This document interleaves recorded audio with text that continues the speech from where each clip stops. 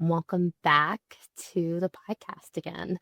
I briefly talked about this last week, and I thought I would just do a short episode talking a little bit more about what came through for me. So if you haven't, go back and listen to last week's podcast episode. Really, really good for you if you're an entrepreneur, a business owner, or somebody trying to pursue a business of any kind, whether that's online, in person, and just a different way to start thinking about how to show up in your business, even in your life, with connections and leaning into what works for you, not the general what works for everybody.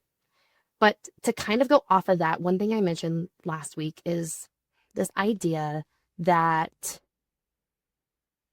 I've just been so overwhelmed, honestly, in such a good way. As I mentioned, this growth, this momentum, the excitement, some stress and frustration gets thrown into it when the overwhelm starts to take over. And to be honest, for about 2 weeks at the beginning of the month, and also it's been eclipse season for anyone who follows astrology, we had a lot of like heavy and sickness and just things purging and things recalibrating. And I didn't really think about that being in the midst of it, but it was. And it was tough and it was hard and it was heavy. I just felt everything was heavy and everything felt overwhelming. And I couldn't get through the mud, the mush of like whatever this was that was coming up.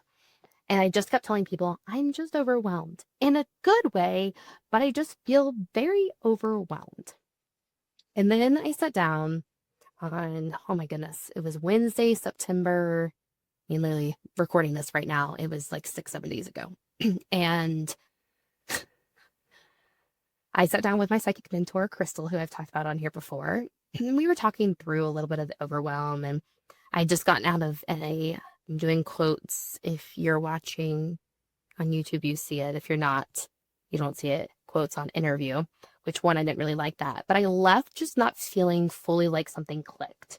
And with all the overwhelm that's been going on, this was a new opportunity, a potential client that I had met with. And I was kind of really excited because this was going to fill a gap of a client that's leaving and it would be plugged into it. And I was coming from a place of like lack, scarcity. I'm actually making a couple different investments that I can't wait to share with you in the coming months. And just with that cash flow and the cash going out, but not quite the same money that's going to be coming in, I had a lot of feelings. And at the same time, part of those feelings was like, but you're overwhelmed. This is not a good time to bring on another client. And like, but you have time. Why are you overwhelmed when you have time and this other client's going away and you could fill it with this one? It was just my mind had been taking over. And so I met with her and we worked through some of it. And honestly, a lot of it was just releasing it, releasing, release the need to have this client, release the need to follow up with a different potential client after that happening. Take time for me, take the space, enjoy it. It is all coming. And really, I was connecting in with my intuition and had opened up my channel and was just allowing myself to ask questions and be like, yes, no, yes, no. And a lot of it was like, yes, something else is coming. No, not right now. No, don't reach out to that other client. And not even an hour after that meeting with my mentor, I went right into a hypnotherapy session with the amazing Kelsey, who I cannot wait to bring on the podcast here in the coming months, actually. I just adore her. Met her at Soul Word Summit, the event in Nashville that I helped coordinate. I'll actually be there again next year in March and supporting them again. I cannot wait. It's so exciting. And I just love Nashville, especially now that I don't live there, to be honest. It's even better going and visiting. But I met her there and we went into the session and I was like, okay, I already talked about it with Crystal, but this is still coming up. I was like, I just still like, there's just this little bit of stress. And so we went through our session and in the middle of it, if you don't know hypnotherapy, kind of look it up. But what I like about how she does it, because she's the only one I've ever worked with, is a lot of it is I go into that like self-hypnosis, go into a just state of meditation, but I get to voice throughout what's coming up. What am I seeing? What am I feeling? What are the sensations? And so we were going through this process and really working through. And to be honest, I can't even remember half of it right now. But the biggest thing that came out of it was realizing that it can be easy. I'm going to say that again. It can be easy. Life, business, your job, it can be easy. And what I didn't realize, because subconsciously in my mind, I've already talked about like this tie to busyness and productivity, and that's where my worth is all tied to. But when I peeled back into a deeper layer, what came out was the idea that it had to be hard. It has to be hard to be successful. It has to be hard to build a business. It can't be easy.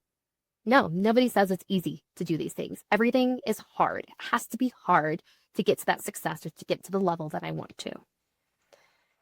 And I realized how ingrained that belief was in me that I had no idea. Like when I say I had no idea, I had no idea. I heard it from people before. It's hard, but it can be easy. And I don't think I thought about it twice, 3 times, ever. I just heard people talking about it. And I mean, it took me to my core realizing that is something that I've been holding on to for so long because of my experience in the hotel world. It was hard. I had to put 12, 16, 20-hour plus days in, answer calls at 3 in the morning. I had to go in sometimes at 3, 4 in the morning. I then was working for those long hours, but I was also helping and stripping beds and making beds. And then I'd be at the front desk doing these things. And then I had to be doing this stuff. And then I had to be doing this. Like it had to be hard. That was the only way I got to the success I ever had. But it doesn't. There's going to be hard moments. But also even looking at that, I realized I was like, well, that's a hard moment. But that moment still could be easy if I have the right tools in my belt to work through that hard moment, if I have the people surrounding me to support me. And it can be easy. It can be easy for you as well. And that's not an easy thought or belief to rewire. But I love the visual she gave me is the idea of a cape. And so for the last week, I have been putting on my cape every morning. And the cape has a few different meanings to it. But one of those being is it can be easy. And when I put my cape on, I step into a state of ease and flow and knowing it really can be easy. And reminding myself in the moments when it starts to get stressful or starts to get frustrating or I feel like I haven't done enough, Catherine, it can be easy. And thinking ahead at like 3 months from now, me, what would she be doing if she was living in a state of ease and flow? And what does that mean right now? How can I live in that in this moment? So sit with that. If you're listening to this, if you're driving, like ponder on it. But if you are listening to this and you're somewhere where you can grab a piece of paper, you can grab a notebook, I'm going to ask you this question, just like she asked me. And that is, imagine yourself in a state of ease and flow 3 months from now. What would you be doing? Who would be around you, whether that's in your life or your business? How would you be starting your day with ease and flow? How would you go throughout your day with ease and flow? And how would you end your day with ease and flow? And in that, it can be easy. It all can be easy. And how right now can you start to step into that?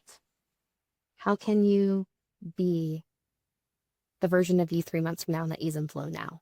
What can you start doing? For me, I had already started doing it and hadn't even acknowledged it.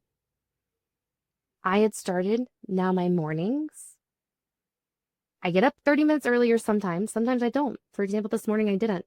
But I still prioritize with a very easy and in flow morning of making coffee, of sitting and journaling, of pulling a card. If I have time and want to, I'll do a little bit of yoga. If I don't feel like doing yoga, maybe I just do some simple stretching before I sit down and go into it. Sometimes it's reading. But I've gotten in this space of really having a nice flow and easy morning to start my day because it sets me up for later on. Now, what was happening is later in my day, I was not in a state of ease and flow. And then all of a sudden it just got overwhelming. And so now I'm learning how to carry that throughout my day. How do I be the version of myself 3 months now who is in ease and flow now? And I want you to reflect on that. I want you to ponder if you're driving, journal when you get to wherever you're going, or just sit down and journal, voice note it. If you're a verbal processor like me, pull it out and verbal process. And if you want to, if you feel called, put your cape on. Imagine your cape is surrounding you with this ease and flow, is reminding you it can be easy, and you wear it throughout the day, because that truly has really helped me and made me realize it really can be easy. Okay, thank you so much for being here. I appreciate you so much. As always, I would love to hear from you. So please share this episode if somebody needs to hear it. Go find me on Instagram. It's linked below, actually, in the show notes. So go connect with me and let me know what you took away from this episode. What did you realize? Do you have a cape? And if so, like, feel into what color it is. I'd love to know what color cape you have. Mine is a velvety blue. So it ebbs and flows depending on the lighting in dark or light blue. Yes, I'm a blue lover.